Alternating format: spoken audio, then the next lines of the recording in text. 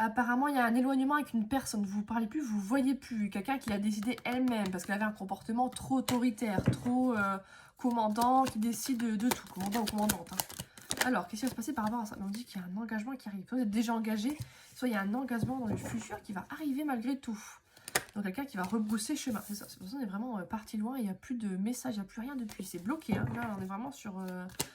un blocage total, mais il y a des communications en intuition, en synchronicité. Vous avez des choses avec la personne malgré tout. Cette personne communique dans l'énergie.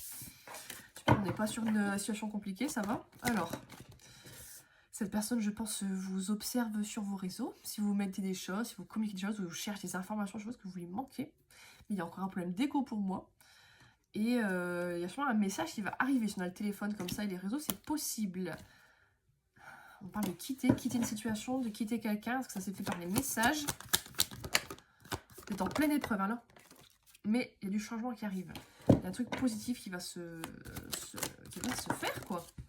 Parce que c'est toxique, les comportements toxiques vont s'arrêter. Quelqu'un qui s'est retourné. Ah, il y a une personne toxique qui va dégager, en fait. Il y a une, soit une tierce, soit... quelqu'un qui est dérangé, ouais. Oh là là là là, chaque tirage, j'ai des tierces, maintenant. On dit qu'il y a un événement rapide qui arrive. Alors, qu'est-ce qui arrive rapidement? Qu'est-ce qui arrive rapidement? Que quelqu'un va prendre le large et va tourner la page sur ce qui s'est passé. Vous allez dire non, je pense, à un comportement qui ne vous convient pas de cette personne. Et vous avez raison, hein, si ça ne vous convient pas, ben vous partez. On ne va pas accepter tout et n'importe quoi pour se sacrifier. Hein. Retour. Cette personne va revenir, je me disais bien.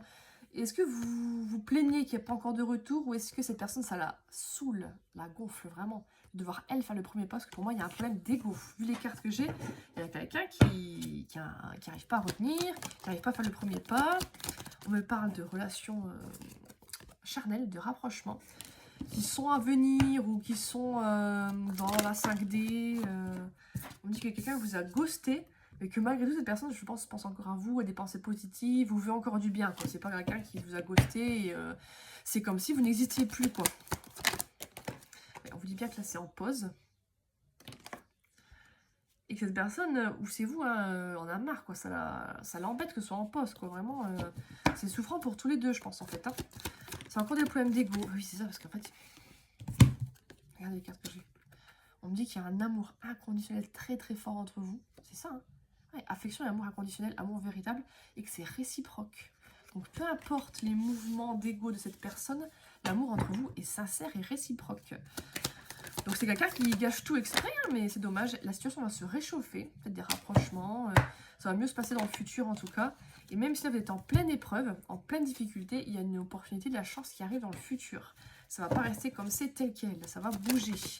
De toute façon, la personne revient vers vous, donc oui, on vous confirme bien que ça revient vers vous. Il faut juste patienter un petit peu. Et vous, sûrement, ça vous embête de patienter, mais on vous dit, il n'y a pas le choix et il faut quand même avancer, quoi. Il faut avancer, il faut patienter, et que ça va finir très positivement. Voilà, là, c'est la happy end, quoi. C'est très positif.